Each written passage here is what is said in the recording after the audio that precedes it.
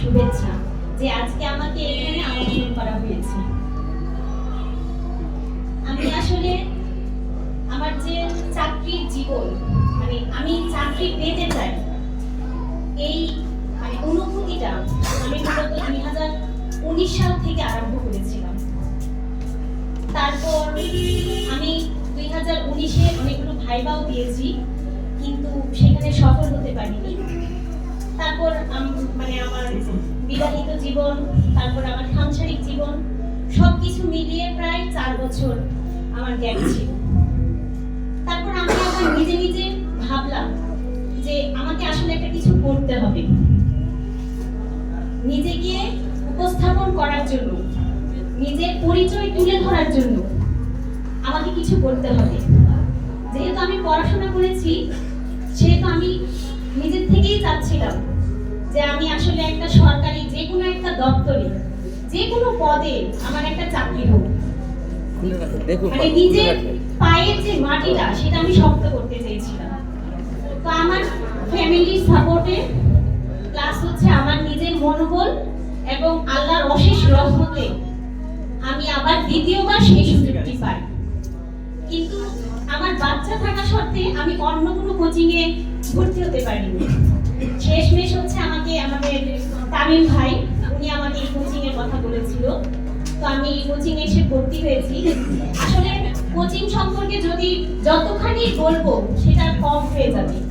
কেন আমাদের এই কোচিং এর যে ব্যক্তিটা, বিশেষ করে রুম, তারপর অন্যান্য যে সুযোগ সুবিধা, সেগুলো দেখতে মনে হচ্ছে যে আমাদের যে একটা আগ্রহ, সবকিছু মিলিয়ে আমি মনে করি যে অন্যান্য সকল কোচিং থেকে আমাদের কোচিং অনেক অনেক অনেকাংশে ভালো।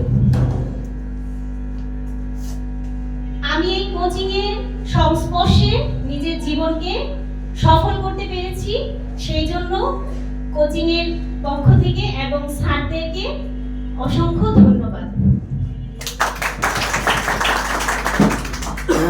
আর আমি যখন এই কোচিং এ পড়াশোনা করতাম, তখন হয়তো আমাদের কোচিং এ অনেক গ্যাপ ছিল, যেগুলো হচ্ছে মানে আমি কোনো কিছু দেখলে আসলে চুপ থাকতে পারি না। এটা হচ্ছে আমার একটা মানে কি বলবো, দুষ্ট বুদ্ধি মনে হয়।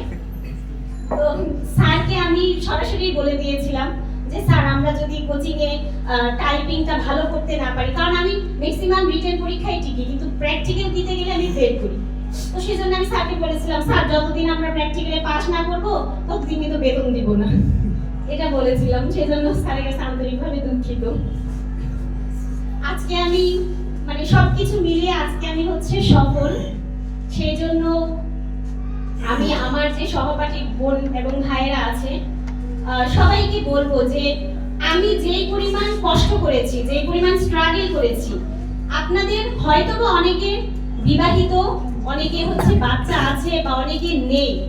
যাদের নেই তারা আসলে খুব ফ্রি একটা লাইফ উদযাপন করতেছে, আর যাদের আছে তারা বুঝে যে বিষয়টা কি। একটা বাচ্চাকে কন্ট্রোল করে, একটা সংসারকে কন্ট্রোল করে, তারপর হচ্ছে যে একটা চাকরির প্রিপারেশন নেওয়া, সেটা কতটুকু কষ্ট করে, সেটা আমি আমাকে দিয়ে বুঝতে পারি। তবু আমি সফল আল্লাহর কাছে, সেই জন্য শুকর আলহামদুলিল্লাহ। আর আমি আর কিছু বলতে পারতেছি না। আচ্ছা আমি কবিতা মোটামুটি পারি, জানি না কেমন হবে।